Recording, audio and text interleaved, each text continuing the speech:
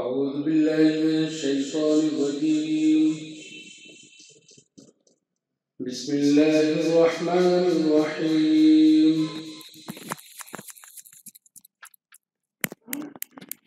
طاسين تلك آيات الكتاب المبين لعلك باخع نفسك ألا يكونوا مؤمنين إن نشأ ننزل عليهم من السماء آية فظلت أعناقهم لها خاضعين وما يأتيهم من ذكر من الرحمن محدث إلا كانوا عنه معرضين فقد كذبوا فسيأتيهم أنباء ما كانوا به يستهزئون أولم يروا إلى الأرض كم أنبتنا فيها من كل زوج كريم إن في ذلك لآية وما كان أكثرهم مؤمنين وإن ربك لهو العزيز الرحيم. صدق اللہ العظیم. شروع اللہ کے نام سے جو بے انتہا مہربان اور رحم فرمانے والا ہے. یہ سورہ تاسین میم ہے. یہ کتاب مبین کی آیات ہے. ایسا لگتا ہے کہ تم اپنے آپ کو ہلاک کر لو گے اگر یہ ایمان نہ لائے. اگر ہم چاہتے تو ان پر آسمان سے نشانی نازل کر دیتے اور ان کی گردنیں جھک جاتی. یہ ان کے رب کی جانب سے رحمان کی طرف سے کوئی نئی نشانی ان کے پاس نہیں آئی مگر یہ کہ انہوں نے اس سے اعراض کیا اور منہ پھیرا. یقیناً انہوں نے بھی جھٹلایا. فَسَيَأْتِيهِمْ أَنْبَاءُ مَا كَانُوا بِهِ يَسْتَهْزِئُونَ. ان کے پاس عنقریب مذاق اڑانے والوں کے قصے بھی آ جائیں گے کہ انہوں نے زمین کی طرف نہیں دیکھا کہ ہم نے اس میں ہر طرح کے رزق اگائے. یقیناً اس میں نشانیاں ہیں ان لوگوں کے لیے، لیکن انسانوں کی اکثریت ان نشانیوں کو مان کر نہیں دے رہی ہے. اور یقیناً تیرا رب زبردست ہے، رحم فرمانے والا ہے. معزز حاضرین، یہ سورہ شعراء کی ابتدائی 9 آیتیں ہیں جن کی تلاوت اور ترجمہ آپ نے سماعت فرمایا.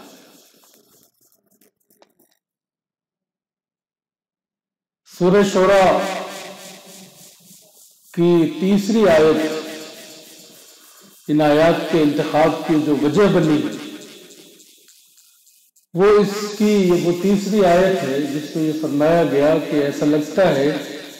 کہ اگر یہ ایمان نہیں لائے تو تم اپنے آپ کو ہلاک کر لو گے، اپنی جان دے دو گے. یہ آیت، یہ اسی مفہوم کی آیت قرآن مجید میں 2 جگہ ارشاد ہوئی. ایک یہاں سورہ شعراء میں اور بالکل آغاز میں، اور دوسرے سورہ کہف میں. تھوڑا سا الفاظ کا فرق ہے. وہاں یہ کہا کہ فَلَعَلَّكَ بَاخِعٌ نَفْسَكَ عَلَىٰ آثَارِهِمْ إِن لَّمْ يُؤْمِنُوا بِهَٰذَا الْحَدِيثِ آسَفًا. کہ ایسا لگتا ہے کہ اگر تم ان کے پیچھے اپنے آپ کو ہلاک کر لو گے اس افسوس میں کہ یہ اس ذکر پر، اس ہدایت پر اور اس توحید پر اور اس حق پر جو تم لے کر کے آئے اس پر ایمان نہیں لا رہے. میں یہ چاہتا ہوں کہ اس آیت پر یا ان آیات پر کچھ گفتگو سے پہلے بات اس پر تھوڑی سی ہونی چاہیے کہ یہ دونوں صورتیں جن میں یہ آیت اور یہ فقرہ اور نبی پاک صلی اللہ علیہ وسلم کو اللہ رب العزت کی جانب سے جو اتنی بڑی تسلی دی جا رہی ہے، اس تسلی میں یا اس آیت میں یہ بات پوشیدہ ہے کہ تمہارے پہنچانے میں، تمہارے پیشکش میں، تمہاری دل سوزی میں، تمہاری قد و کاوش میں کوئی کمی نہیں۔ اگر یہ نہیں مان رہے ہیں، اگر ان پر اس کا اثر نہیں ہو رہا ہے، یہ اس سے متاثر نہیں ہو رہے ہیں، یہ اس کے آگے نہیں جھک رہے ہیں اس حق سے آگے، تو اس میں تمہاری پیشکش کا، تمہارے انداز کا، تمہاری دل سوزی کا اور تمہاری کسی کوتاہی کا دخل نہیں۔ تو یہ بات کن حالات میں کہی گئی، اگر اس پر ہماری سرسری نگاہ رہے اور وہ پورا پس منظر ہمارے سامنے رہے تو بات کو سمجھنے میں بڑا آسانی ہوتی۔ ہمارے مفسرین نے یا سیرت نگاروں نے ان دونوں صورتوں کے سلسلے میں یہ بات کہی ہے کہ یہ دونوں صورتیں یا ان دونوں صورتوں کا جو زمانہ نزول ہے، جو مختلف روایات سے اور خود ان کی آیات سے، ان کے مباحث سے معلوم ہوتا ہے، وہ مکے کا بیچ کا دور ہے۔ سورہ شورى کے سلسلے میں مفسرین کی بڑی تعداد کا یہ خیال ہے کہ مکے کے دور متوسط میں یہ نازل ہوئی ہے، سورہ طٰہٰ کے بعد ہوئی ہے، حضرت عمر کے قبول اسلام کا جو واقعہ ہے اس کے آس پاس نازل ہوئی۔ سورہ کہف کے سلسلے میں خود مولانا مودودی علیہ الرحمہ نے لکھا ہے، ہاں اس سے پہلے یہ بات بھی کہ یوں تو ہم قرآن مجید کے نزول کو دو حصوں میں تقسیم کرتے ہیں کہ ایک ہجرت سے پہلے کا دور ہے جو مکی دور کہلاتا ہے، اور ہجرت کے بعد کا دور ہے جو مدنی دور کہلاتا ہے۔ لیکن ظاہر ہے کہ جس کو ہم مکی دور کہہ رہے ہیں، وہ مکی دور خود اپنے آپ میں یا اپنے اندر 13 سال کی طویل داستان رکھتا ہے۔ کشمکش حق و باطل کی 13 سالہ داستان اس ایک دور کے اندر پوشیدہ ہے۔ وہ دور جسے ہم مکی دور کہتے ہیں، ایک لفظ میں کہہ دیتے ہیں، وہ اس طویل کشمکش کی پوری داستان ہے جو 13 سال کے طویل عرصے میں پیش آئی۔ اس لیے ہمارے بعض سیرت نگاروں نے اور بعض مفسرین نے مکی دور کو بھی مختلف حصوں میں تقسیم کرنے کی کوشش کی۔ مکے کے جو 13 سال ہیں ان کو 4 حصوں میں تقسیم کیا گیا ہے۔ ایک بالکل ابتدائی دور ہے جو پہلی سن 90 سے 2، 2.5 یا زیادہ سے زیادہ 3 تک جاتا ہے۔ دوسرا دور مکے کا جو تیسری سن نبوی سن سے سال سے 5 کے تک بتایا ہے۔ یہ دونوں جو دور ہیں یہ اپنی نوعیت کے بالکل جداگانہ ہے۔ جب اسلام غار حرا سے مکے کے شہر میں آیا یا مکے کی گلیوں میں آیا تو اس وقت یہ تھا کہ چونکہ سب وہی تھے اور یہ تھا کہ تھوڑی سی مزاحمت یا ٹوکا ٹاکی یا بہت ہلکی پھلکی مزاحمت سے، مخالفت سے بات بن جائے گی۔ دوسرے دور میں جب اس سے پہلے دور سے بات نہیں بنی تو ہوا کہ کچھ مذاق، کچھ استہزاء، کچھ کہا سنی، کچھ تانے، کچھ طنز، کچھ باتوں کے تیر، زبان کے تیر، اس سے ہم اس حق کے آواز کو دبا لے جائیں گے۔ لیکن یہ 5 سال اس میں گزر گئے اور حق کی آواز دبنے کے بجائے بڑھتی جا رہی ہے۔ تو یہ جو تیسرا دور شروع ہوتا ہے 5ویں نبوی سے، اور جس کو ہمارے مورخین، سیرت نگار اور مفسرین جو ہے 10 نبوی تک لے جاتے ہیں، سب سے بڑا دور ہے یہ مکے کا۔ یہ وہ دور ہے جس کو ہم شدید مخالفت کا دور کہہ سکتے ہیں، جس میں بات صرف استہزاء تک، مذاق تک اور کچھ زبانی مخالفت تک محدود نہیں رہی ہے، بات ہاتھا پائی کی آ گئی ہے، مار پیٹ کے واقعات وجود میں آنے لگے ہیں، اور مخالفت کے جو طریقے ہو سکتے تھے وہ سب آزمائے جانے لگے۔ مخالفین کے ترکش میں جتنی طرح کے تیر تھے وہ اہل حق کے سینے پر سارے تیر آزمائے جانے لگے ہیں۔ اس دور کی یہ صورتیں ہیں دونوں، دور متوسط جس کو میں نے کہا، تو متوسط یا مڈل پیریڈ بھی آپ نکالیں گے تو وہ بھی 13 کا 6 ہی نکلے گا، 6 اور 6.5، 6 اور 7 کا۔ اور سورہ کہف کی سلسلے میں جو کہا کہ اس مکے کی جو یہ 4 ادوار ہیں، ان میں سے جو تیسرا دور ہے اس دور میں نازل ہوئی ہے۔ دونوں کے مضامین پر جب ہم غور کرتے ہیں تو لگتا ہے وہاں بھی یہ کہا کہ الحمدللہ الذی انزل علی عبدہ الکتاب ولم یجعل لہ عوجا، اس کا آغاز بھی کتاب سے ہوا ہے، کتاب کے نزول سے ہوا ہے، کتاب کے نزول کے مقصد سے ہوا ہے، اور بالکل شروع کی آیتوں میں یہ کہا کہ فَلَعَلَّكَ بَاخِعٌ نَفْسَكَ عَلَىٰ آثَارِهِمْ إِن لَّمْ يُؤْمِنُوا بِهَٰذَا الْحَدِيثِ آسَفًا۔ اور آپ کو معلوم ہے کہ سورہ کہف میں اصحاب کہف کا واقعہ ہے۔ اصحاب کہف کا واقعہ ظاہر ہے کہ کوئی تاریخ کی کتاب نہیں ہے یا داستان گوئی کی کوئی کتاب نہیں ہے کہ تاریخ کا پرانا واقعہ جس کی صحیح تاریخ عربوں کے پاس بھی نہیں تھی، وہ بتانے کے لیے اس واقعے کو ذکر کیا ہے۔ یہ مخالفت تو اس مقام پر پہنچ گئی تھی اس زمانے میں کہ یہ ہجرت حبشہ اور شیب ابی طالب کے دلدوز واقعات بھی اسی زمانے کے۔ اب آپ سوچ سکتے ہیں کہ سوشل بائیکاٹ، مقاطعہ، مار پیٹ، ستانا، یہ ساری چیزیں اپنے عروج پر تھی، اور انہی سے مجبور ہو کر کے اور ترس کھا کر کے نبی پاک صلی اللہ علیہ وسلم نے اپنے کچھ ساتھیوں کو حبشہ کی طرف جانے کی اجازت کا پروانہ عطا فرمایا تھا۔ تو ان حالات میں یہ دونوں صورتیں نازل ہوئی، ان دونوں صورتوں کا زمانہ نزول تقریباً ایک ہے۔ تو میں اصحاب کہف کے سلسلے میں عرض کر رہا تھا کہ سورہ کہف کا واقعہ ہے، اس میں کئی انبیاء کی داستانیں ہیں جو داستانیں مخالفت کی داستانیں ہیں۔ جو آیتیں میں نے ابھی تلاوت کی ہیں ان کے فوراً بعد حضرت موسیٰ علیہ السلام کی داستان ہے کہ فرعون سے ان کا جو مکالمہ ہوا ہے، فرعون نے بنی اسرائیل کے ساتھ جو کچھ کر رکھا تھا اور جس طرح کے آرڈیننس جاری فرما رکھے تھے، اور طاقت کے نشے میں جتنا وہ اندھا ہو چکا تھا، کفار قریش بھی اپنے طاقت کے نشے میں کم و بیش اتنے ہی اندھے۔ اصحاب کہف کے واقعے کے پیچھے یہ ہے کہ یہود نے یہ ابھارا تھا مشرکین کو، عرب کو یا مکے کے مخالفین کو، کہ ان کو تنگ کرنے کی ایک صورت یہ بھی ہے کہ ان کے سامنے کچھ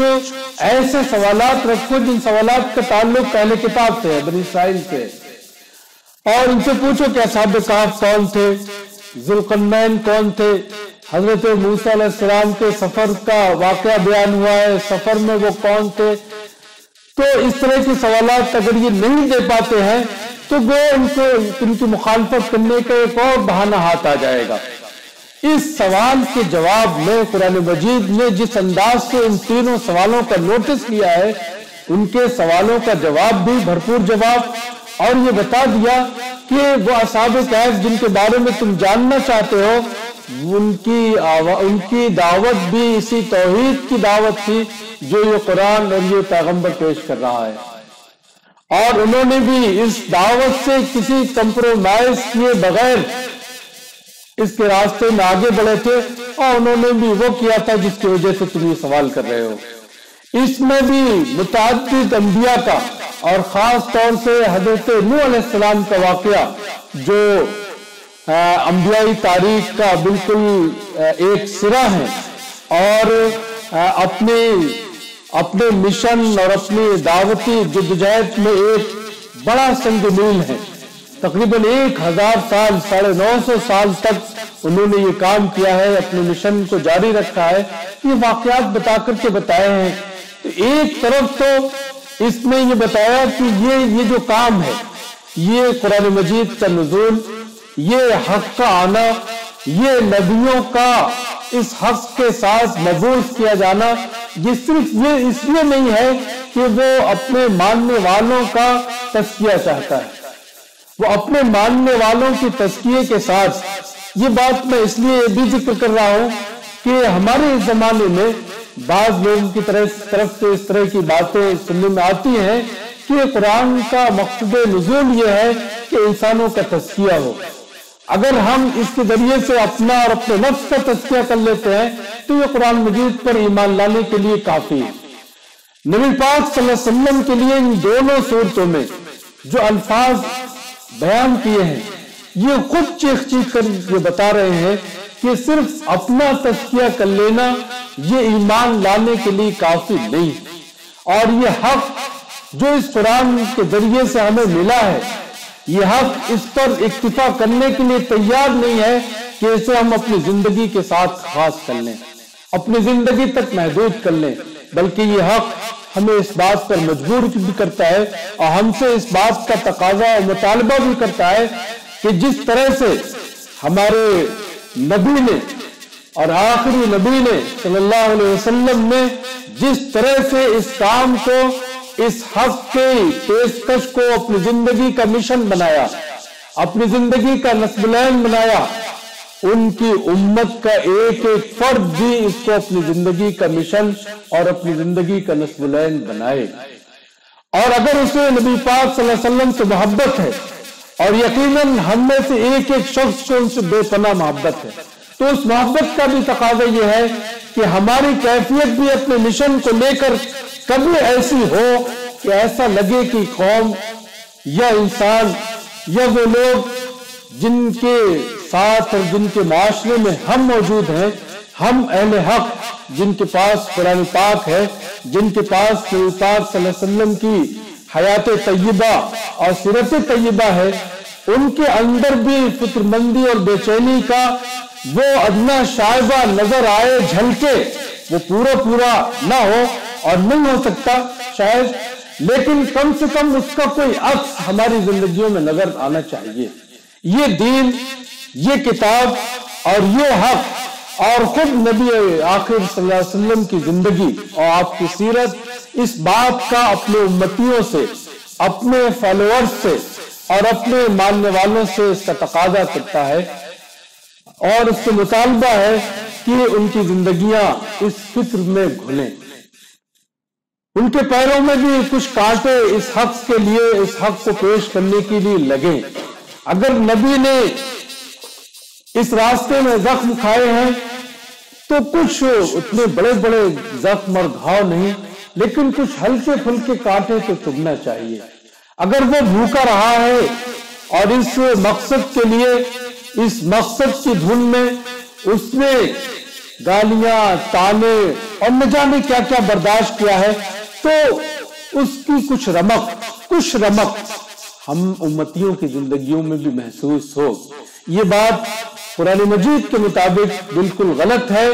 کہ اس قرآن مجید پر ایمان لانے کا تقاضا صرف یہ ہو جائے کہ ہمیں اپنی زندگیوں کا، اپنی زندگیوں کا یا امتیازی زندگیوں کا تذکرہ کرنا ہے، بلکہ یہ ایمان لانے کا حق اس وقت تک ادا نہیں ہو سکتا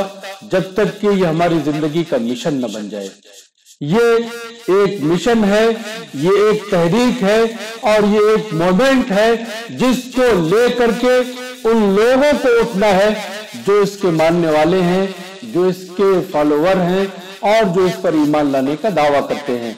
یہی ان آیات کا منشا ہے اور یہی ان آیات کا پیغام ہے. اللہ سے دعا ہے کہ وہ ہمیں ان آیات کو اور اس طرح کی آیات کو بار بار پڑھنے، ان پر غور کرنے اور اس مقصد کے لیے اپنے آپ کو تیار کرنے کی توفیق عنایت فرمائے. اقول قولی ھذا استغفر اللہ لی ولکم اجمعین وآخر دعوانا الحمد للہ رب العالمین. الحمدللہ رب العالمین والصلاة والسلام علی رسولہ الکریم وعلی آلہ واصحابہ اجمعین۔ محترم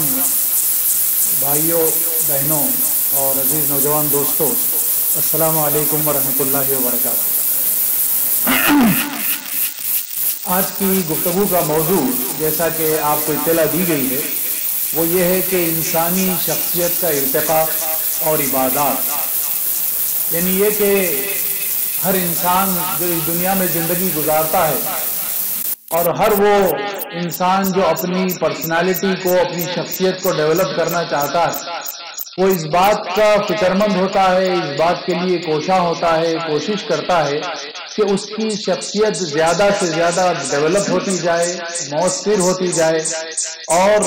اس کی زندگی دنیا میں بھی کامیاب ہو اور آخرت میں بھی کامیاب ہو۔ اس کے لیے مختلف ذرائع اختیار کیے جاتے ہیں، مختلف طریقے اختیار کیے جاتے ہیں،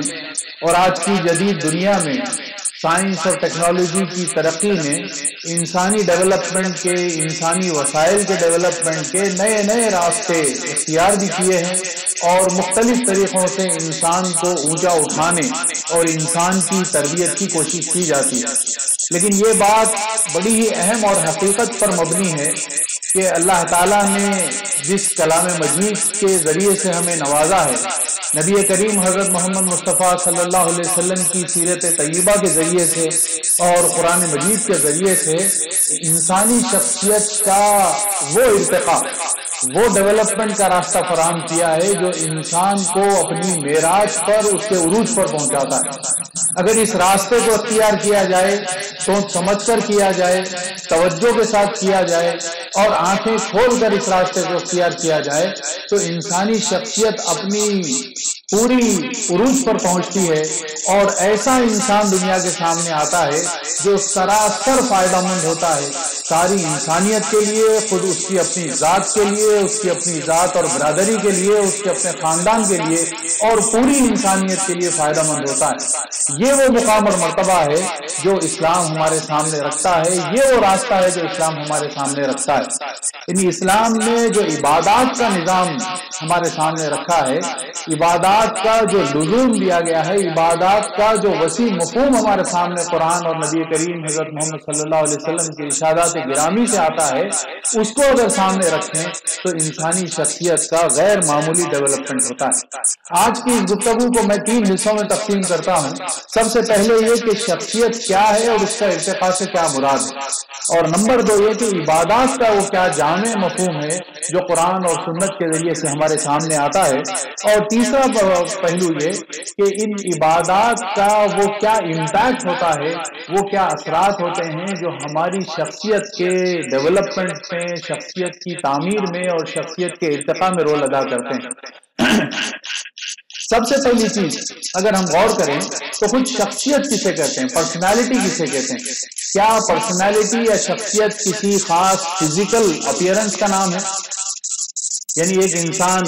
اتنا لمبا ہے، یا اس کا اتنا وزن ہے، یا اس کا اتنا کلر ہے، یا اس کے اندر یہ قوت ہے، یہ طاقت ہے، کیا شخصیت اسے کہتے ہیں؟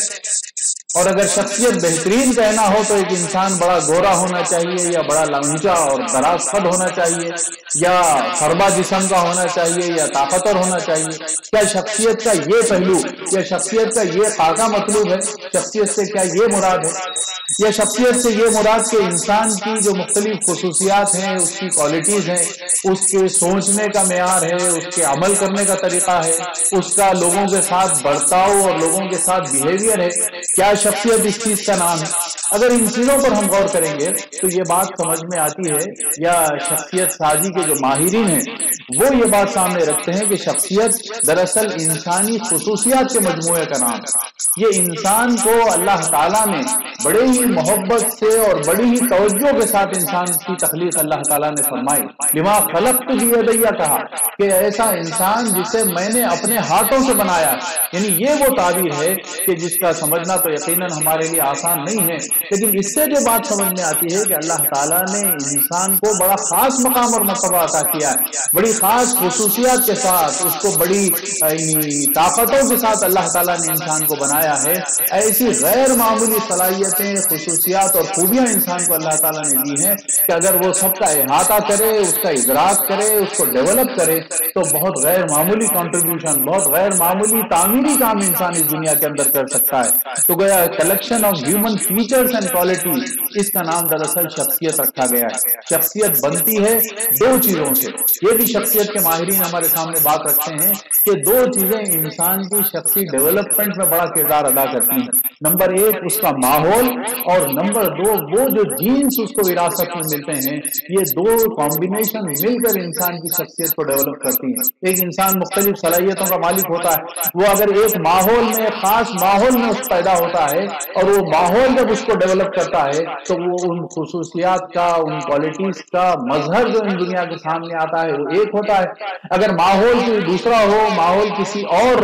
رخ پر انسان کی تربیت کرے تو پھر ایک دوسرے قسم کا انسان سامنے آتا ہے۔ تو مطلب یہ ہوا کہ پرسنالٹی جو کانسٹیٹیوٹ ہوتی ہے وہ ایک تو ہوتے جینز جو اس کو ہیریڈیٹی، وراثت میں ملتا ہے، ارث، اور دوسری چیز ہے جو انوائرمنٹ، جس ماحول کے اندر وہ رہتا ہے۔ اس سلسلے میں قرآن مجید بڑی غیر معمولی مثال یا غیر معمولی انداز سے بہت ہی بہترین انداز میں ہمارے سامنے بات رکھتا ہے۔ اللہ تعالیٰ ارشاد فرماتے ہیں سورہ بنی اسرائیل میں، اعوذ باللہ من الشیطان الرجیم، بسم اللہ الرحمن الرحیم، قل کل یعمل علی شاکلتہ فربکم اعلم بمن هو اہدی سبیلا۔ یعنی ہر شخص کو اللہ تعالیٰ نے ایک شاکلہ، اس کو ایک سانچہ اللہ تعالیٰ نے دیا ہے، اور اسی سانچے کے اندر رہ کر وہ اپنی پوری زندگی گزارتا ہے۔ جو کچھ اللہ تعالیٰ نے اس کو شخصیت کے عناصر دیے ہیں، جو اللہ تعالیٰ نے خصوصیات سے نوازا ہے، جن کوالٹیز کو نوازا گیا ہے، اس کے مطابق اپنے اس دائرے کار میں رہتے ہوئے انسان مختلف قسم کے خدمات انجام دیتا ہے۔ اس کی پرسنالٹی ڈیولپ ہوتی ہے اور اس کی پرسنالٹی کے اثرات یا اس کے فوائد دنیا میں سامنے آتے ہیں اور ہم اس کو محسوس کرتے ہیں۔ یعنی گویا انسانی شخصیت کے مخصوص سانچے کی تشکیل انسان کے اپنے اندر رہتی ہے۔ اللہ تعالیٰ نے ایک خاص شاکلہ میں، ایک خاص سانچے کے اندر انسان کو پیدا کیا ہے، اور اس کے مطابق پھر وہ کام کیا چلا جاتا ہے، جس میں موروثی عوامل بھی ہوتے ہیں اور پھر ماحول کا بھی عمل دخل ہوتا ہے جو انسان کی پرسنالٹی کو ڈیولپ کرنے کا ذریعہ بنتا ہے۔ آگے نبی کریم صلی اللہ علیہ وسلم کی ایک حدیث مبارک سے میں آپ کے سامنے اس کو اور تفصیل سے بات رکھوں گا۔ مطلب یہ ہے کہ انسان کا جو سانچہ، جو شاکلہ قرآن کہتا ہے، اس میں وہ نیکی کی بھی اس کے اندر پنپ سکتی ہے اور بدی اور برائی بھی اس کے اندر پنپ سکتی ہے۔ آپ ایک بہت چھوٹی سی مثال لے لیجئے کہ کوئی ڈائی بنائی گئی، ایک سانچہ تیار کیا گیا، اس کے اندر آپ چاہیں تو سونا پگھلا کر ڈالیں تو وہ سانچے کے مطابق جو چیز باہر نکل کر آئے گی وہ کھری ہوگی، سونے کی ہوگی، انتہائی خالص ہوگی۔ لیکن اگر اس ڈائی کے اندر بجائے سونے کے ہم لوہا ڈالیں یا سیمنٹ ڈالیں یا پیتل ڈالیں یا سلور اس کے اندر ڈالیں گے تو اسی قسم کی وہ شخصیت یا اسی قسم کا جو نمونہ ہے وہ نکل کر ہمارے سامنے آئے گا۔ تو گویا اللہ تعالیٰ نے انسان کے لیے جو قاعدہ اور قانون مقرر کیا ہے اس کے مطابق ہی انسان کی پرسنالٹی ڈیولپ ہوتی ہے۔ اس کو ایک اور مقام پر یوں ارشاد فرمایا سورہ بقرہ میں کہ لا یکلف اللہ نفسا الا وسعها لها ما کسبت وعلیہا ما اکتسبت۔ یعنی کوئی انسان پر اللہ تعالیٰ اس کی قدرت سے، اس کی سکت سے زیادہ زور اور اس کی سکت سے زیادہ بار نہیں ڈالتا، بلکہ جو انسان جتنا جھیل سکتا ہے، جتنا سنبھال سکتا ہے، جتنا اس کے اندر ڈیولپمنٹ ہو سکتا ہے، اسی کے مطابق اللہ تعالیٰ نے اس کو مکلف بنایا ہے۔ یعنی ہر انسان کا جو دائرے کار مقرر کیا گیا ہے اسی کے مطابق اللہ تعالیٰ نے نہ صرف اس کو مکلف بنایا بلکہ اسی کے مطابق سوال ہوگا۔ اس کو ایک آسان مثال سے یوں سمجھا جا سکتا ہے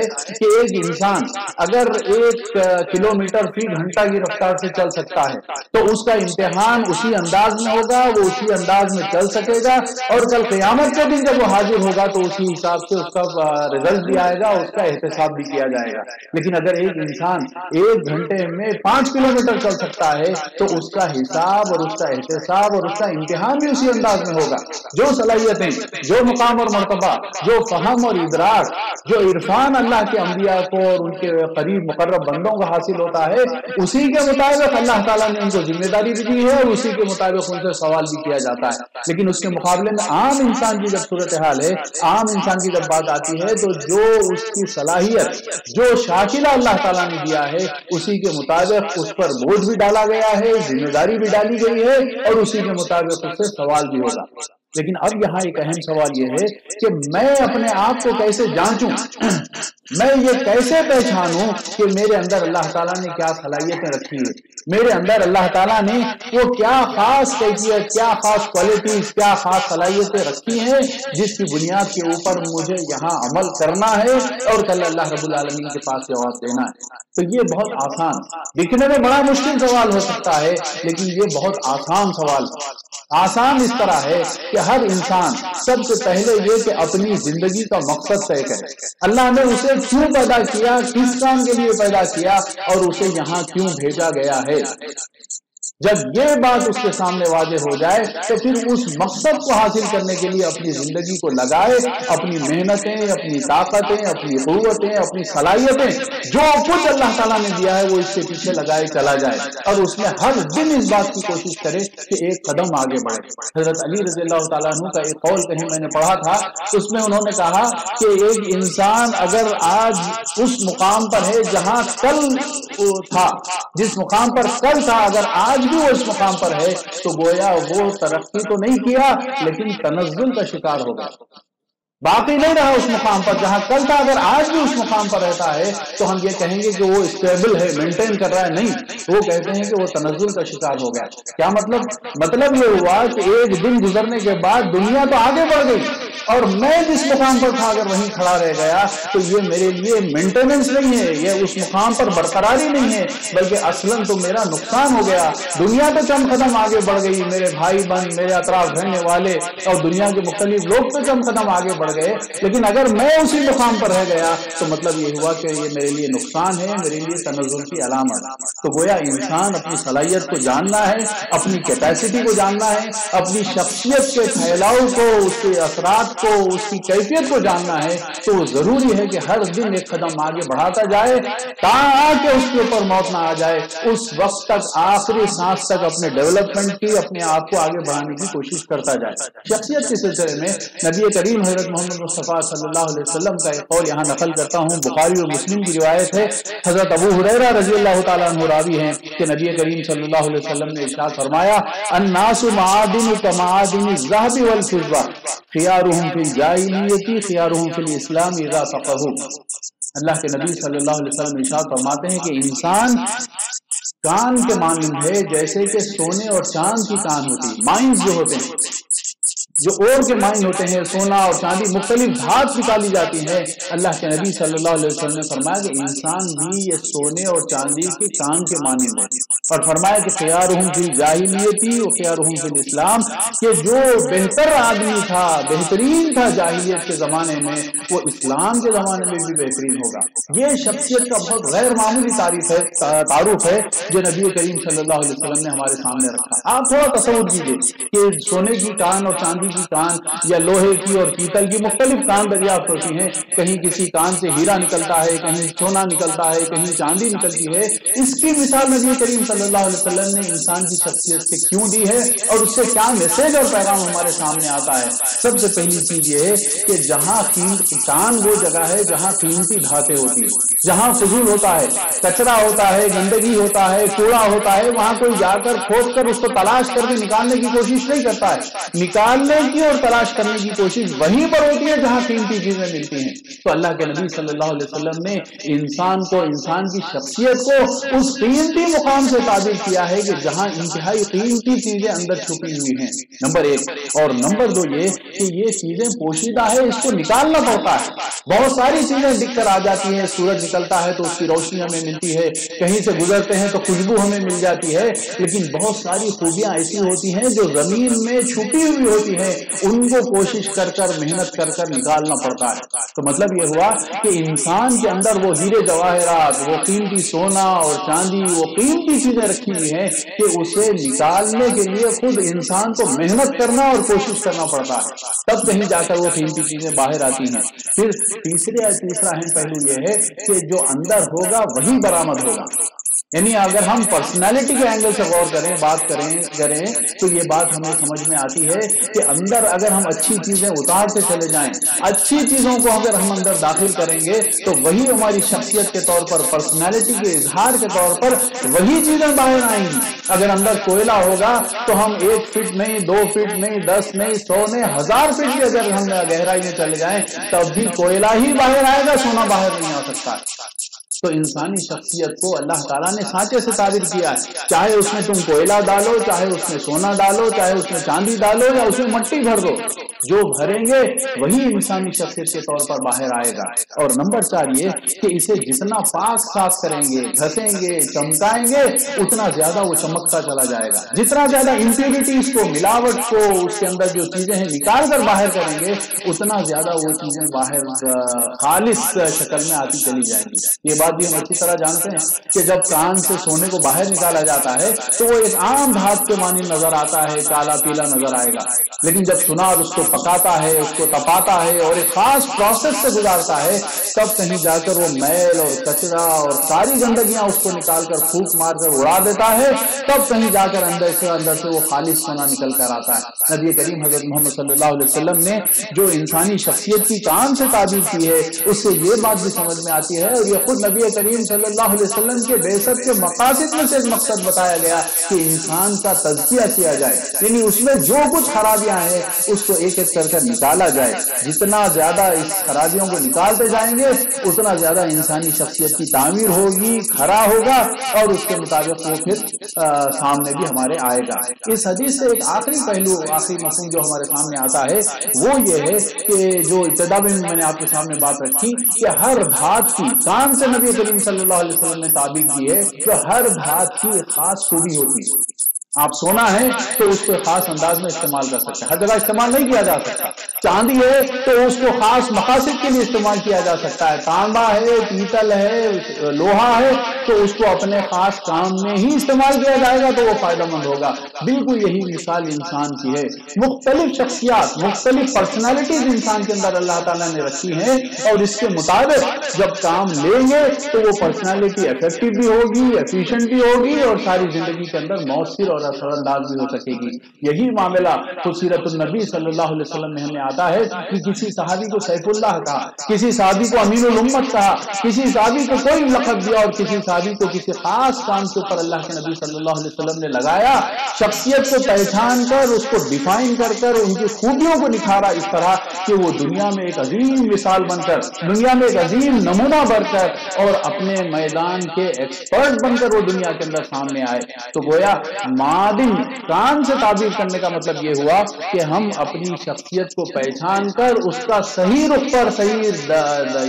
زاویے سے اگر استعمال کریں گے تو یہ شخصیت کا صحیح استعمال بھی ہوگا، اور اس کے ذریعے سے ہماری شخصیت صحیح طور پر ڈیولپمنٹ بھی ہوگی۔ شخصیت کے ارتقاء سے متعلق کچھ باتیں رکھتے ہوئے میں اپنی گفتگو کو آگے بڑھاؤں۔ امام غزالی رحمۃ اللہ علیہ کہتے ہیں کہ پرسنالٹی، شخصیت 3 چیزوں کا نام ہے۔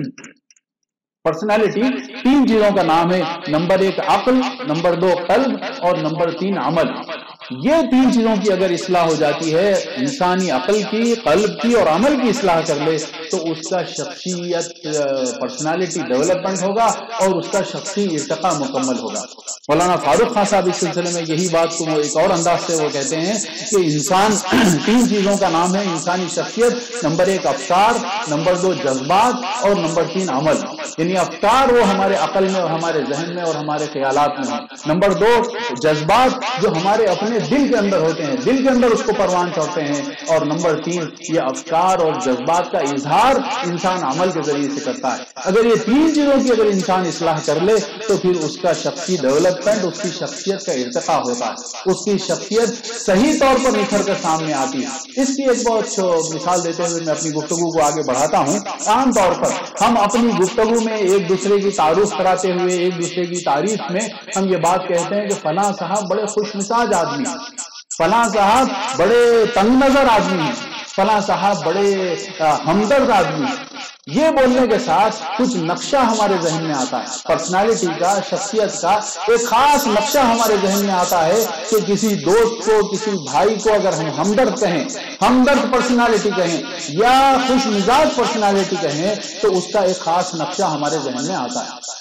لیکن میں یہ بات کہوں گا کہ جس نقشے کو سامنے رکھ کر ہم کسی کی پرسنالٹی کو ڈیفائن کرتے ہیں، دراصل وہ شخصیت کا اظہار ہوتا ہے۔ ایک فرد کو جب ہم خوش مزاج کہتے ہیں تو ہمارے ذہن میں جو بات ہوتی ہے کہ وہ بڑے آگے بڑھ کر آپ سے ملاقات کرے گا، بڑی مسکرا کر اور بڑے جوش کے ساتھ آپ کے ساتھ مصافحہ کرے گا، آپ کو اپنے گلے سے لگا لے گا۔ جب اس سے گفتگو کریں گے تو اس کی باتیں سن کر آپ کی طبیعت حشاش بشاش ہو جائے گی اور آپ بڑی خوشی اور فرحت محسوس کریں گے۔ یہ ایک خوش مزاج پرسنالٹی کا ہم تعارف کراتے ہیں۔ لیکن یہ پرسنالٹی، یہ شخصیت ڈیولپ کیسے ہوئی؟ تو اس کے پیچھے کچھ چیزیں کار فرما ہوتی ہیں۔ وہ یہ ہوتی ہے کہ انسانوں کے بارے میں اس کے ذہن میں، اس کے عقل میں، اس کے دماغ میں کیا تصورات ہیں۔ اگر کسی فرد کے ذہن میں یہ تصور ہو کہ میں اونچا ہوں اور دوسرے لوگ ذلیل ہیں، میں بہتر ہوں اور دوسرے لوگ خراب ہیں، میں اعلیٰ اور عرفہ ہوں اور دوسرے لوگ ادنا اور کمترین ہیں، تو یہ کبھی بھی خوشگوار پرسنالٹی، خوش کن پرسنالٹی ڈیولپ نہیں ہو سکتی ہے۔ خوشگوار پرسنالٹی اس وقت ڈیولپ ہوتی ہے، ہسمکھ پرسنالٹی اس وقت ڈیولپ ہوتی ہے جب انسانوں سے محبت، انسانوں کے بارے میں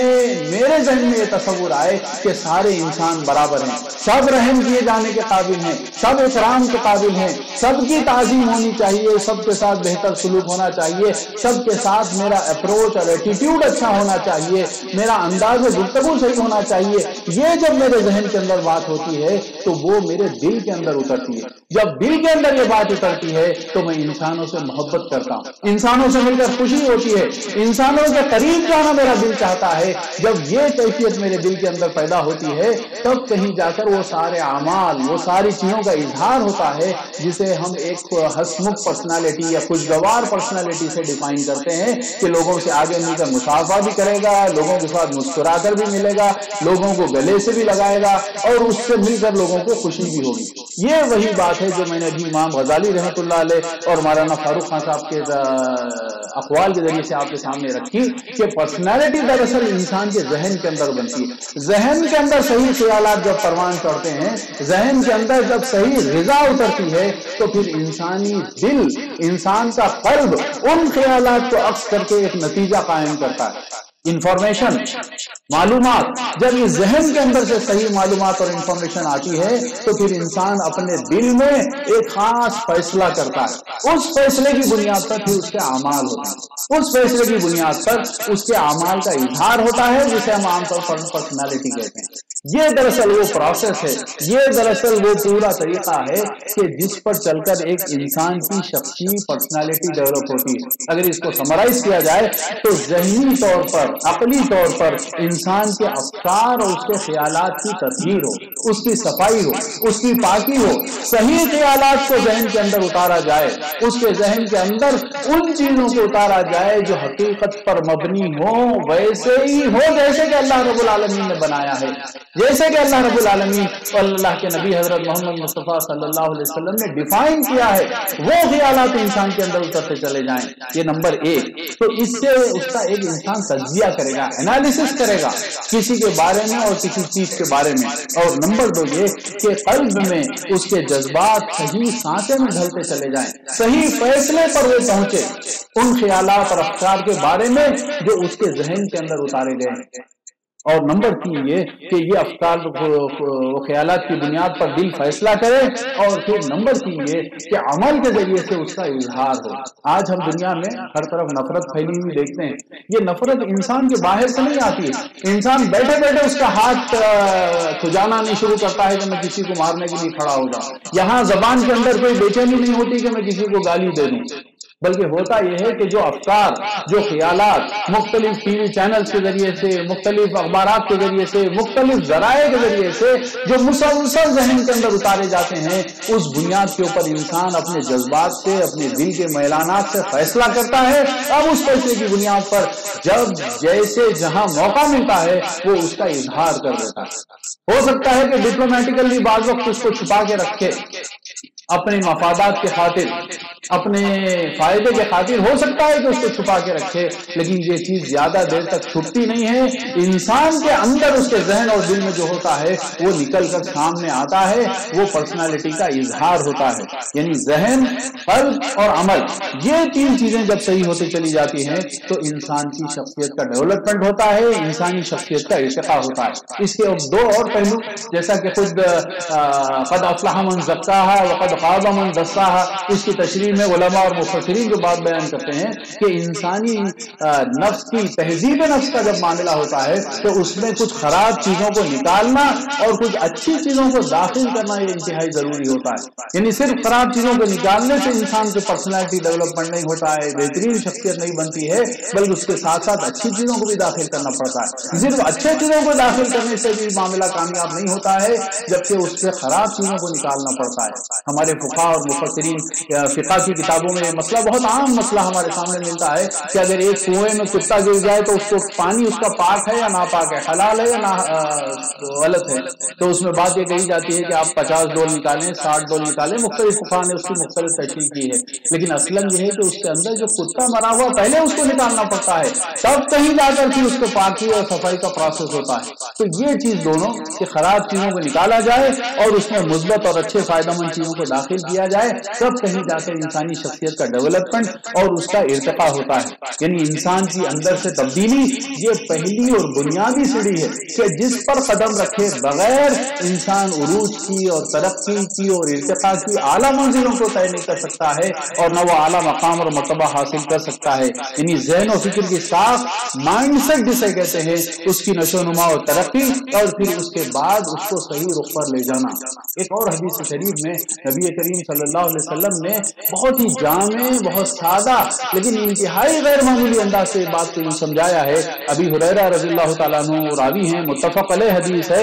فرمایا کہ کل مولود یولد علی فطرۃ فابواہ یحودانہ او ینصرانہ او یمجسانہ، کہ ہر مولود، ہر پیدا ہونے والا فطرت پر وہ پیدا کیا جاتا ہے، فطرت پر وہ پیدا ہوتا ہے، بعد میں اس کے ماں باپ، اس کا خاندان، اس کا ماحول اسے یا تو یہودی بنا دیتے ہیں یا نصرانی بنا دیتے ہیں یا مجوسی بنا دیتے ہیں۔ مطلب یہ ہوا کہ اگر انسان کا صحیح ڈیولپمنٹ اور ارتقاء ہونا ہے تو اس کو اس بچے کی معصومیت کے مقام پر لانا ضروری ہے، جس میں سے ساری بیاسین کو، سارے تضادات کو نکالنا پڑے گا، تب کہیں جا کر صحیح فطری انسان کا ڈیولپمنٹ ہو سکتا ہے۔ اور خدا کی قسم اگر ہم نبی کریم صلی اللہ علیہ وسلم کی حیات طیبہ اور صحابہ کی زندگیوں کو دیکھیں تو وہاں ہم کو یہی چیز ملے گی کہ وہ سارے قسم کی بیاسین سے اور اندرونی چیزوں سے بالکل پاک ہے، اور انتہائی معصوم جس طرح انسان ہوتا ہے ویسے ان کی شخصیات تھی جو ہر ایک کے لیے فائدہ مند، کسی کے لیے نقصان دہ نہیں ہو سکتی۔ نبی کریم صلی اللہ علیہ وسلم نے صحابہ کو دیکھا کہ وہ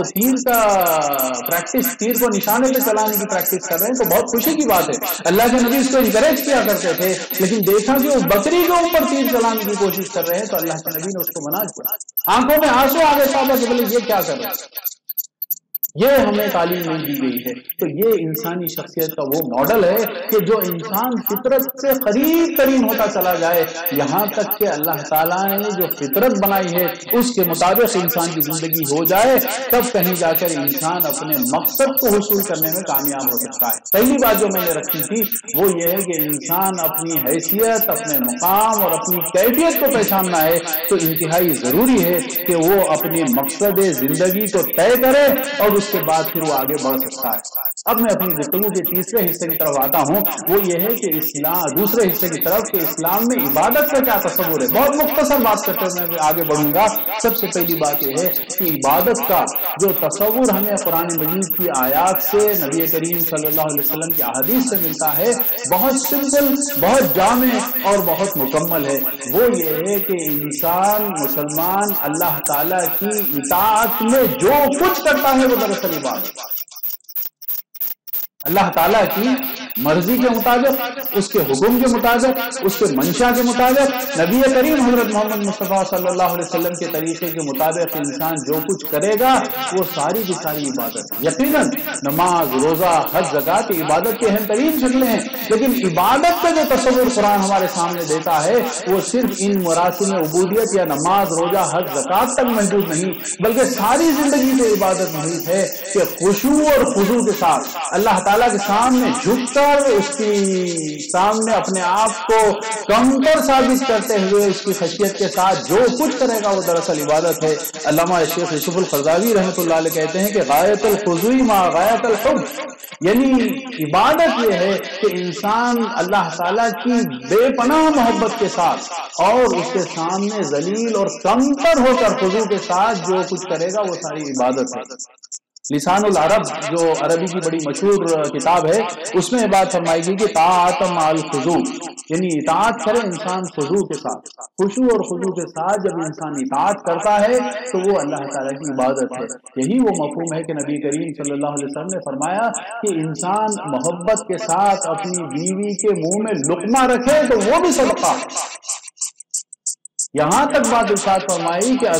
زوجین کے جو تعلقات ہوتے ہیں میاں بیوی کے، وہ جب انسان اس کو تعلقات کو ادا کرتا ہے، اس کام کو کرتا ہے تو اس پر بھی اللہ تعالیٰ اجر دیتا ہے، ثواب دیتا ہے۔ صحابہ نے حیرت سے پوچھا کیا اللہ کے رسول اس پر بھی میاں بیوی کے تعلق پر؟ تو اللہ کے نبی صلی اللہ علیہ وسلم نے فرمایا کہ اگر تم غلط راستہ، زنا کا راستہ اختیار کرتے تو کیا عذاب نہیں ہوتا، تمہاری پکڑ نہیں ہوتی؟ تو فرمایا کہ ہاں ہوتی۔ تو فرمایا کہ جب غلط راستے پر عذاب ہے تو صحیح راستے پر بھی تمہیں اجر ہے اور ثواب ہے۔ یہ وہ تصور ہے عبادت کا جو اللہ تعالیٰ نے، اللہ کے نبی صلی اللہ علیہ وسلم نے ہمارے سامنے رکھا۔ حضرت ابن تیمیہ رحمۃ اللہ علیہ کہتے ہیں کہ العبادت ہوا اسم الجامع، یعنی عبادت ایک بہت ہی جامع چیز کا نام ہے۔ وہ فرماتے ہیں کہ لکل ما یحب اللہ ویرضاہ من الاقوال والاعمال الباطنۃ والظاہرہ، یعنی یہ تمام چیزوں کو کور کرتی ہے، چاہے وہ تمہارے اقوال ہو، تمہارے ظاہری اعمال ہو یا تمہارے باطنی اعمال ہو جو تم اللہ کی محبت میں کرتے ہو۔ یعنی اللہ کی محبت، اس کے ساتھ خضوع اور خضوع اختیار کرنا اور اس کی اطاعت کرنا، دراصل یہ عبادت کا عظیم ترین مفہوم ہے جو ہمارے سامنے آتا ہے۔ اور عبادت کا اصل مقصد یہ ہے کہ اللہ کی رضا، اس کی توجہ کا حصول انسان کو حاصل ہو جائے۔ اللہ کا ذکر، ولا ذکر اللہ اکبر، اللہ تعالیٰ کا ذکر سب سے بڑی چیز ہے۔ اللہ کو یاد کرے، اللہ کا ذکر کرے، اس کی کبریائی کا اعلان کرے، یہ دراصل عبادت کا اصل مقصد اور اس کا اصل مدعا ہے۔ پھر اس کے ساتھ ساتھ عبادت کے جو ذیلی مقاصد یا ذیلی اثرات ہے وہ یہ ہے کہ انسان کی اصلاح نفس ہوتی ہے، اکتساب فضیلت اس کو حاصل ہوتی ہے، پھر اس کے ساتھ ساتھ اس کی انسانی شخصیت کا ڈیولپمنٹ بھی ہوتا ہے۔ اب میں اپنی گفتگو کے تیسرے حصے کی طرف آتا ہوں کہ شخصیت کے ارتقاء میں، اس کے ڈیولپمنٹ میں کیسے عبادات اپنا اثر ڈالتے ہیں۔ سب سے پہلے تو عبادت کا وہ جامع مفہوم کہ جو کچھ اللہ کی محبت میں، اللہ کی اطاعت میں کیا جائے، خشوع و خضوع کے ساتھ کیا جائے، اللہ کو راضی کرنے کے لیے کیا جائے، نبی کریم صلی اللہ علیہ وسلم کے طریقے کے مطابق کیا جائے تو وہ ساری چیز عبادت، ساری زندگی عبادت۔ اور دوسرے یہ کہ انسانی شخصیت کا ڈیولپمنٹ سب سے پہلے اس کے ذہن، اس کے افکار میں، پھر ان افکار کی بنیاد پر اس کا دل کا جو جذبات کا فیصلہ ہوتا ہے وہاں، اور پھر تیسرے یہ کہ اس کی شخصیت کا اظہار اس کے اعمال کے ذریعے سے ہوتا ہے۔ یہ تین چیزوں کو اور عبادت کے مفہوم کو سامنے رکھ کے اب ہم دیکھتے ہیں کہ کیسے عبادات ہماری زندگیوں میں انسانی پرسنالٹی میں کردار ادا کرتے ہیں۔ سب سے پہلی اور فارموسٹ چیز، تین بنیادی باتیں اور کچھ دیگر باتیں آپ کے سامنے رکھوں گا۔ سب سے پہلے یہ ہے کہ انسانی شخصیت کی اصل بنیاد اور اس کا اصل جو تعمیر ہوتی ہے وہ دراصل انسانی خیالات کے، اس کے افکار کی تطہیر کے ذریعے سے ہوتی ہے۔ اور عبادات یہی چیز ہمارے سامنے فراہم کرتے ہیں کہ جو تصور قرآن ہمیں دیتا ہے کہ ان اللہ کان علیکم رقیبا، کہ اللہ تعالیٰ مسلسل تمہاری نگرانی کر رہا ہے۔ یہ تصور جب انسان کے اندر آتا ہے تو ہر قسم کے گناہ کرنے سے، ہر قسم کی برائیوں میں مبتلا ہونے سے، ہر قسم کی نافرمانی اور سرکشی سے انسان باز آتا چلا جاتا ہے، اور ہر لمحے اس کو دھڑکا لگا رہتا ہے کہ اللہ تعالیٰ میری نگرانی میں۔ صرف جب رکعت باندھ کر جب سر جھکا لے تو صرف اس موقع پر نہیں بلکہ زندگی کے ہر معاملے میں، چاہے وہ مارکیٹ میں بیٹھا ہو، دکان میں بیٹھا ہو، کھیل رہا ہو، لین دین کا معاملہ کر رہا ہو، صلح صفائی کا معاملہ کر رہا ہو، ہر مرحلے میں اس کو اللہ یاد رہتا ہے، اور یہ وہ تصور ہے کہ انسان کو افکار کے ذریعے سے بہتر کیا جائے، یہ دراصل قرآن مجید ہمارے سامنے کرتا ہے۔ اور عبادات میں مولانا امین احسن اصلاحی رحمۃ اللہ علیہ لکھتے ہیں کہ انسان کی تربیت اور اس کے تزکیے کا سب سے مؤثر ذریعہ اگر ہے تو قرآن مجید کی تلاوت اور قرآن کو سمجھ کر پڑھنا ہے، لیکن اس میں بھی جو سب سے اعلیٰ ترین مقام ہے، اعلیٰ ترین موقع ہے، وہ یہ ہے کہ انسان رات میں تہجد میں اللہ کے دربار میں کھڑا ہو اور اس میں قرآن کو سمجھ کر پڑھے تو اس کی نفس کا تزکیہ ہوگا۔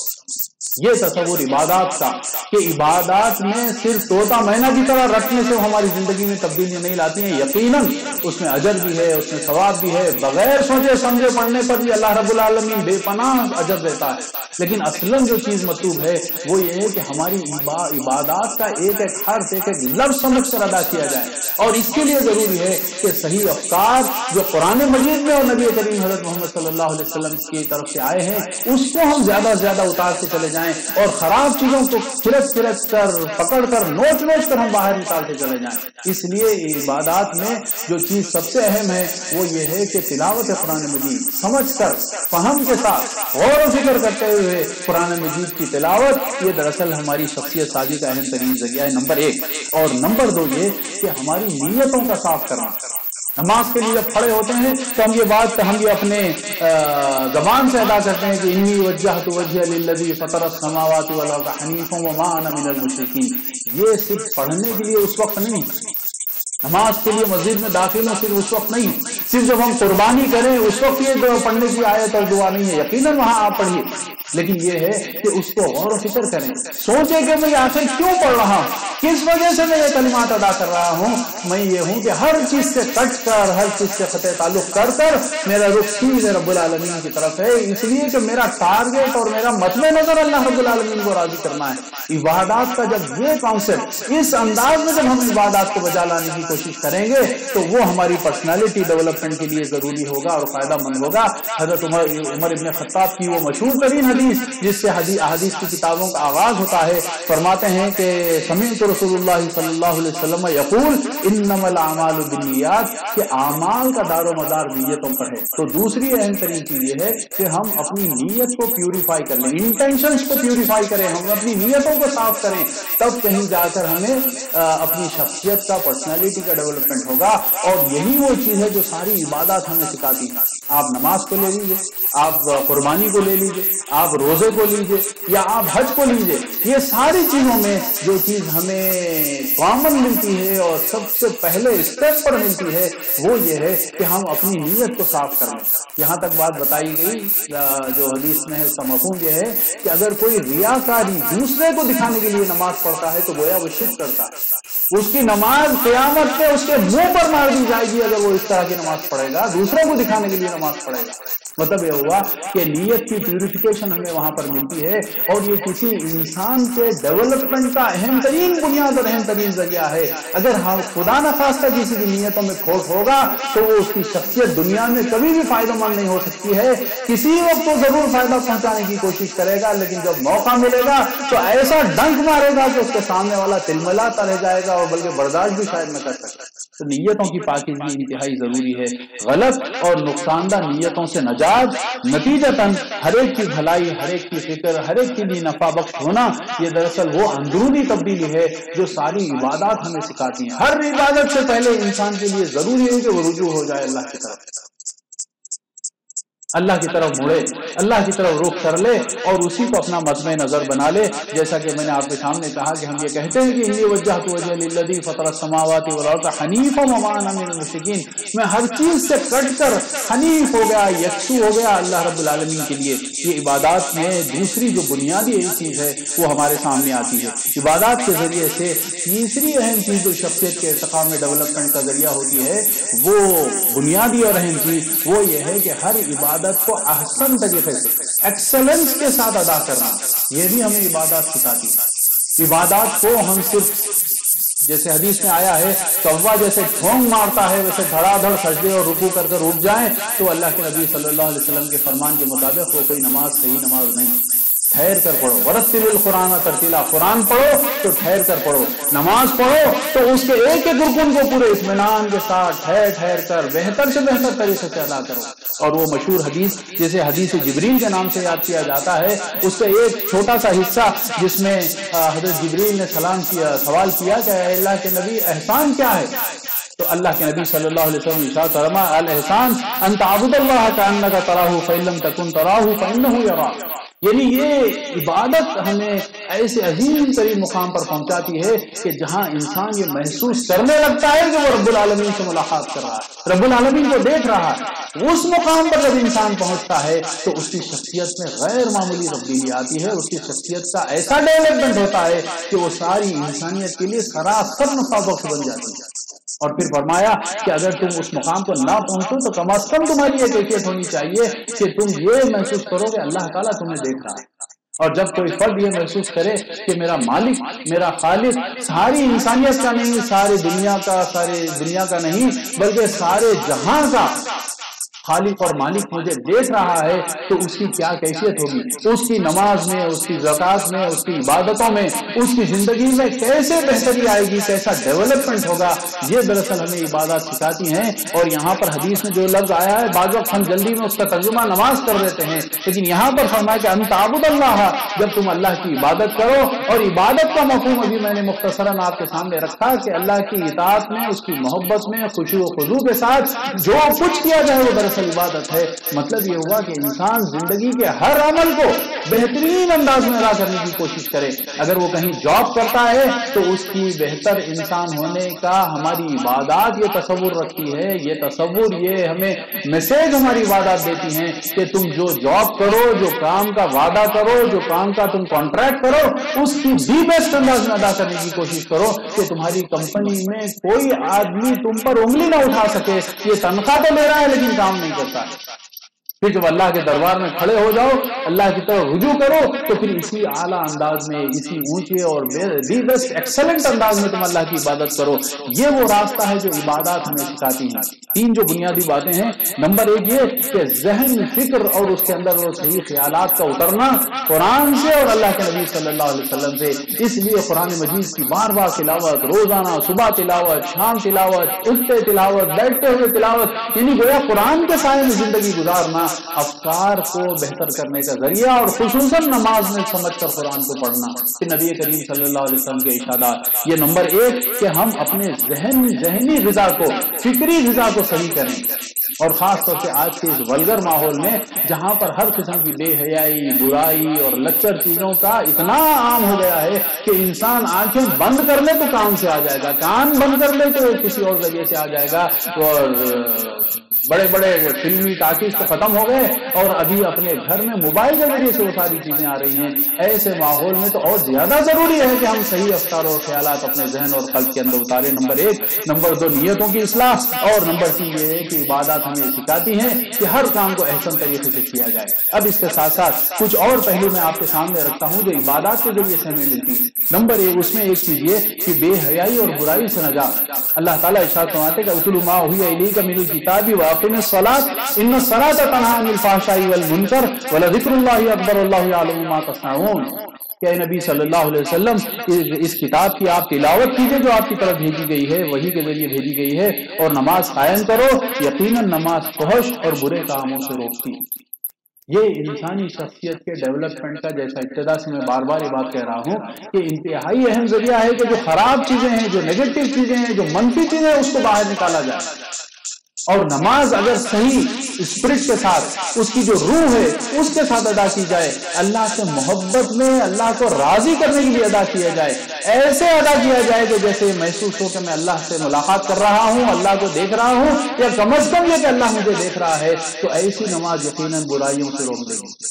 انسان کو بے حیائی اور برائی کے کاموں سے روکے گی۔ یہ وہ اہم ترین چیز ہے۔ اس کے ساتھ ساتھ روزے کے بارے میں بھی یہی چیز ہے، صرف نماز نہیں، بہت ساری عبادتوں کے بارے میں کیفیت آئی ہے۔ حضرت ابو ہریرہ راوی ہیں، بخاری کی روایت ہے، اللہ کے نبی صلی اللہ علیہ وسلم نے ارشاد فرمایا من لم یدع قول الزور والعمل به والجهل فليس لله حاجة في ان يدع طعامه وشرابه، کہ جو روزے دار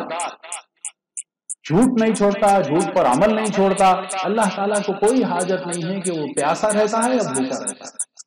کوئی حاجت نہیں، اللہ تعالیٰ کی کوئی پرواہ نہیں ہے، وہ چاہے دن بھر بھوکا رہے، رات بھر بھوکا رہے، ایک ہفتہ بھوکا رہے، اللہ تعالیٰ کو کوئی پرواہ نہیں۔ مطلب کیا ہوا کہ روزے کے ذریعے سے برائیوں کو چھوڑنے کی ترغیب دی جا رہی ہے۔ صرف بھوکا رہنا اصل مطلوب نہیں ہے، بھوکا رہنا تو ایک ٹائم باؤنڈ ہے، لیکن اصلاً جو چیز مطلوب ہے وہ یہ ہے کہ انسان جھوٹ بولنا چھوڑے، جھوٹ پر عمل کرنا چھوڑے، قول زور چھوڑے، یعنی ہر قسم کی برائی سے انسان باز آ جائے۔ تو ایک اور پہلو یہ ہوا کہ بے حیائیوں اور برائیوں سے نجات دراصل ہمیں اسلامی کی جو ہماری عبادات ہیں، عبادت کی جو زندگی وہ سکھاتی ہے، اور اس ذریعے سے ہمارا تزکیہ بھی ہوتا ہے، خراجیاں باہر نکلتی ہے اور انسانی شخصیت کا ڈیولپمنٹ ہوتا ہے۔ اور پھر جیسے پہلی بات میں نے رکھی، اس کا ایک اور پہلو میں آپ کے سامنے رکھوں کہ قرآن کو دلوں کے امراض کی شفا بتایا گیا ہے۔ یعنی قرآن صرف افکار، اچھے افکار اور خیالات کو اندر اتارنے کا ذریعہ نہیں ہے، یقیناً وہ سب سے اہم اور سب سے پہلا ذریعہ ہے، لیکن اس کے ساتھ ساتھ انسان کے دل کے اندر کینہ، کپٹ، حسد اور کئی برائیاں انسان کے دل کے اندر ایسے جگہ بنا لیتی ہے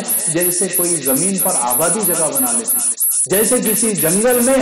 درخت اور پیڑ پودے اور جھاڑ جھنکار جگہ بنا لیتے ہیں، ویسے مختلف برائیاں انسان کے سینے کے اندر جگہ بنا لیتی ہیں۔ تو یہ قرآن سمجھ کر پڑھنا، قرآن کی بار بار تلاوت کرنا، قرآن کا ورد انسان کی زبان پر چلتے رہنا، وہ یہ ساری خرابیوں کو، یہ ساری برائیوں کو نکالنے کا ذریعہ ہے۔ اس لیے کہ رب العالمین نے ارشاد فرمایا، یا ایھا الناس قد جاءتکم موعظۃ من ربکم وشفاء لما فی الصدور وہدی ورحمۃ للمؤمنین، کہ یہ موعظہ حسنہ تمہارے پاس آئی ہے، ایسی بہترین چیز آئی ہے کہ جو تمہارے دلوں کے امراض کی شفا ہے، رحمت بھی ہے اور ہدایت بھی ہے۔ یعنی ہر قسم کی جو روحانی انسان کو برائیاں لاحق ہو سکتی ہیں، جس میں انسان مبتلا ہو سکتا ہے، اس کے لیے اگر کوئی علاج ہے، اس کے لیے کوئی دوا ہے، شفا کا کوئی ذریعہ ہے تو قرآن مجید، یہ عبادات کا اثر۔ پھر نمبر 6 یہ کہ ہمت، حوصلہ اور طاقت کا ذریعہ ملتا ہے۔ نبی کریم حضرت محمد صلی اللہ علیہ وسلم کے بارے میں آتا ہے کہ مدینے میں جب آپ تشریف فرما ہوتے اور ایک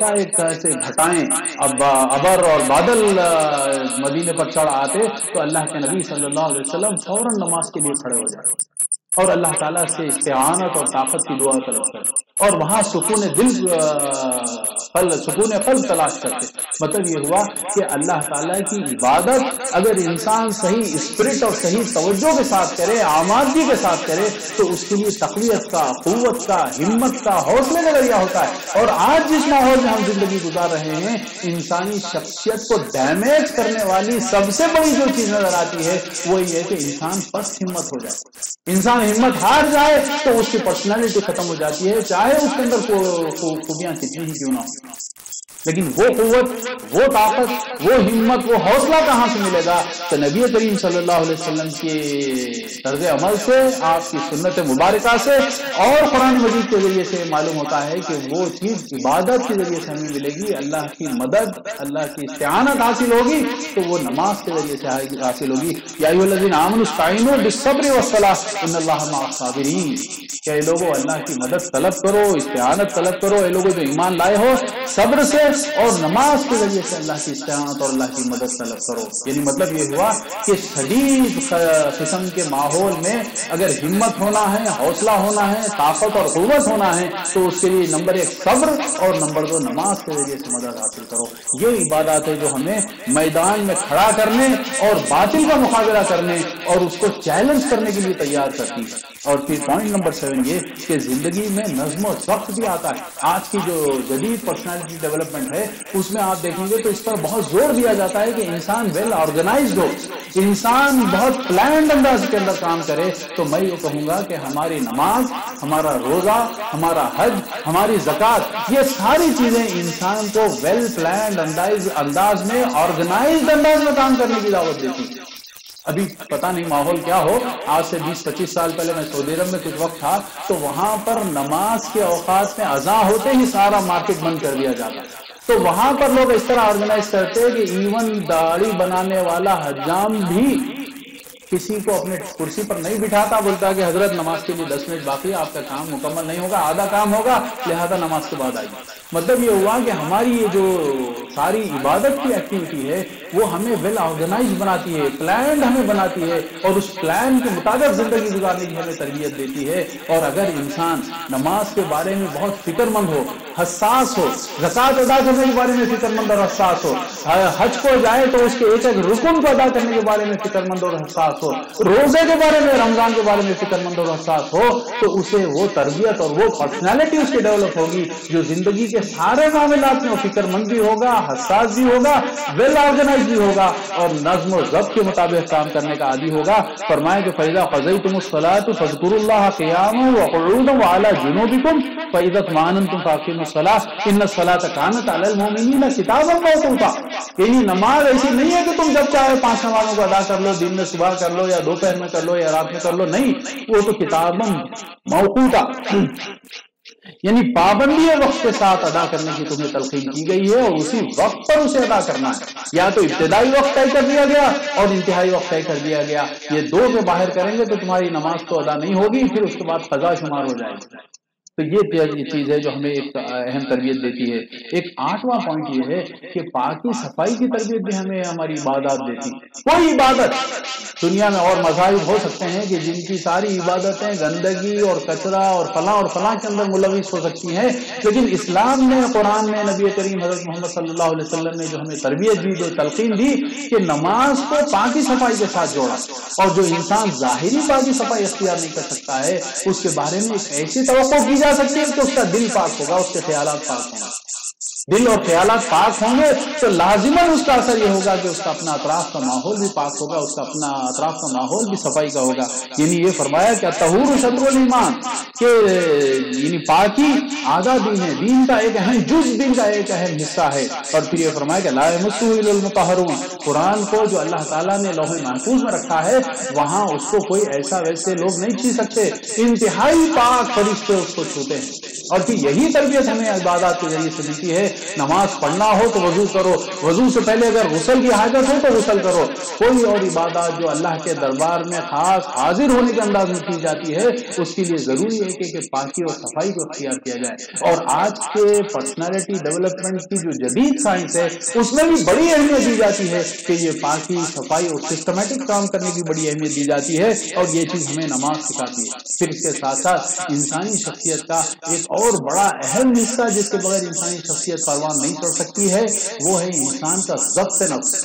اگر انسان اپنے نفس پر کنٹرول کرنا نہ سیکھے تو وہ بہت ساری کوالٹیوں کے باوجود ایسی بھیانک اور ایسی بلنڈر وہ کر دیتا ہے زندگی میں کہ پھر اس کے بعد اس کو برسوں نہیں، دنوں، مہینوں نہیں، برسوں بلکہ ساری زندگی پچھتانا پڑتا ہے۔ یہ چیز ہمیں نماز سکھاتی ہے، یہ چیز ہمیں روزہ سکھاتا ہے۔ انسان کا جو نفسی میلانات ہیں، جو جائز حدود کے اندر ایک دیے ہوئے حدود کے اندر جائز ہیں، اچھے ہیں، ضروری ہیں، لیکن اس کے باوجود اس پر کنٹرول کر جائز حدود کے اندر استعمال کرنے کی جو تلقین نماز کے ذریعے سے، روزے کے ذریعے سے، حج کے ذریعے سے ہمیں ملتی ہے، کہیں اور شاید اس کی نہیں ملے، بلکہ یقیناً کہیں اور یہ چیز نہیں مل سکتی ہے کہ انسان اپنی شہوانی خواہش کے اوپر، اپنی نیند کی خواہش کے اوپر، اپنی بھوک پیاس کے اوپر اگر کنٹرول کر سکتا ہے تو پھر زندگی کے بہت سارے معاملات میں فیصلے کرنے میں اور عمل کرنے میں بھی کنٹرول کر سکتا ہے۔ اور یہی وہ چیز ہے جو ہمیں نماز کے ذریعے سے سکھائی جاتی ہے۔ پھر اس کے ساتھ ساتھ ایک اور پہلو یہ کہ جس کا ذکر میں کہہ چکا ہوں لیکن اہمیت کے پیش نظر ایک اور مرتبہ کہتا ہوں، وہ یہ ہے کہ ہماری شخصی زندگی منصوبہ بند اور پلانڈ انداز میں، صرف وقت کا نہیں، ہر اینگل سے ہماری زندگی منصوبہ بند اور پلانڈ ہو۔ اور یہ عادت ڈالنے کے لیے بھی ضروری ہے کہ ہم عبادات کو ان کی اسپرٹ، ان کے لیٹر اینڈ اسپرٹ کے ساتھ ان عبادات کو ادا کرنے کی کوشش کریں، نہ صرف وقت ادا کریں بلکہ اس کی جو اسپرٹ اور اس کی جو روح ہمیں قرآن اور سنت سے ملتی ہے اس کے مطابق ادا کرنے کی کوشش کریں۔ ایک اور پہلو 11واں پوائنٹ یہ کہ قیادت کی تیاری بھی اس ذریعے سے ہوتی ہے۔ یا ہمارے مسجد میں یا دنیا کے سارے مساجد میں کسی کو امام کے لیے آگے بڑھا جاتا ہے، امامت کے لیے آگے بڑھایا جاتا ہے تو یہ ایسے ہی نہیں بڑھا دیا جاتا، اس کے لیے شریعت نے باضابطہ کچھ قاعدے، کچھ اصول طے کیے ہیں، اس کے مطابق اللہ کے نبی صلی اللہ علیہ وسلم کی ہدایت کے مطابق اس فرد کا منتخب ہونا ہے، اور وہ منتخب ہو کر اس کو لیڈرشپ کے لیے بھی تیار کیا جاتا ہے۔ اسی طرح جو مختلف اجتماعی معاملات چاہے وہ عدالت کا معاملہ ہو، چاہے وہ لوگوں کے درمیان صلح صفائی کرانے کا معاملہ ہو، یا مسجد وغیرہ کے انتظام اور انصرام کا معاملہ ہو، ہر چیز کے لیے گویا ہماری ان عبادات کے ذریعے سے تربیت کی جاتی ہے اور قوم اور ملت اور انسانیت کی لیڈرشپ کے لیے بھی تیار کیا جاتا ہے۔ اور آخری بات میں یہ رکھوں گا اس سلسلے میں، وہ یہ ہے کہ سماجی تبدیلی آج پرسنالٹی ڈیولپمنٹ کا ایک بہت ہی اہم حصہ مانا جاتا ہے کہ جو شخص اپنی پرسنالٹی کو ڈیولپ کرے وہ سماج میں پازیٹیو تبدیلی کے اندر کردار ادا کرے۔ بڑی بڑی کمپنیاں اس بات کو CSR فنڈ کو شامل کرتی ہیں، اس بات کو شامل کرتی ہیں کہ ان کا اسٹاف اس بستی کے لیے فائدہ مند ہو، وہ بستی کے لیے فائدہ مند ثابت ہو۔ لیکن اسلام نے ایسی غیر معمولی ہماری تربیت کی ہے۔ صرف زکوٰۃ کے نظام کو اگر ہم سامنے رکھ لیں تو یہ عبادت کے ذریعے سے سماجی تبدیلی کا ایسا غیر معمولی منصوبہ پلان اور اس کا ایگزیکیوشن اللہ تعالیٰ نے ہمیں دیا ہے کہ اگر زکوٰۃ کو اس کی اسپرٹ کے ساتھ اس کے صحیح مقاصد کے لیے صحیح انداز میں جمع کر کے خرچ کیا جائے تو اس ملت اسلامیہ ہند کی نہیں بلکہ پوری اس ہمارے ملک کی تبدیلی بدل سکتی ہے، سماج کے اندر تبدیلی آ سکتی ہے اگر زکوٰۃ کا جو عبادت کا نظام ہے اس کو صحیح طور پر ہم ادا کرنے اور اس کو صحیح طور پر ایگزیکیوٹ کرنے کی ہم کوشش کریں۔ محترم بھائیوں، بہنوں اور عزیز بچوں، یہ وہ اہم موضوع ہے کہ ہر انسان چاہتا ہے کہ اس کی پرسنالٹی ڈیولپ ہو، لیکن ہم اس کو عام طور پر باہر جا کے تلاش کرتے ہیں، جبکہ خود قرآن میں نبی کریم صلی اللہ علیہ وسلم کی سیرت میں اور یہ عبادات کا جو نظام اللہ تعالیٰ نے ہمیں دیا ہے اس میں یہ بات بہت وضاحت کے ساتھ، بڑے حکمت کے ساتھ اور عملی طریقے سے یہ ساری باتیں ہمارے سامنے رکھی گئی ہیں۔ اگر ہم اس کے word and spirit, letter and spirit, یعنی الفاظ میں بھی اور اس کی روح کے ساتھ بھی اگر ہم اس کو اختیار کریں گے، اس پر عمل کریں گے تو ہماری ذہنی اصلاح بھی ہوگی، قلبی اصلاح بھی ہوگی اور ہمارے اعمال کی اصلاح بھی ہوگی، اور اسی ذریعے سے ہماری صحیح پرسنالٹی ڈیولپ ہوگی۔ علامہ اقبال نے یا کسی شاعر نے بڑا خوب کہا تھا کہ تو ہی ناداں چند کلیوں پر قناعت کر گیا، تو ہی ناداں چند کلیوں پر قناعت کر گیا، ورنہ گلشن میں علاج تنگی داماد بھی ہے۔ اللہ تعالیٰ ان باتوں پر غور کرنے کی ہم سب کو توفیق عطا فرمائے۔ جو بہتر باتیں آئی ہیں اس پر سوچنے، غور کرنے، اس کو اختیار کرنے اور اپنی زندگی کے اندر زندگیوں میں بہتر تبدیلی کرنے کی اللہ تعالیٰ ہمیں توفیق عطا فرمائے، ہماری رہنمائی فرمائے، ہماری مدد فرمائے۔ وصلی اللہ تعالیٰ علی خیر خلقہ محمد وعلی آلہ وصحبہ اجمعین برحمتک یا ارحم الراحمین والحمد للہ رب العالمین۔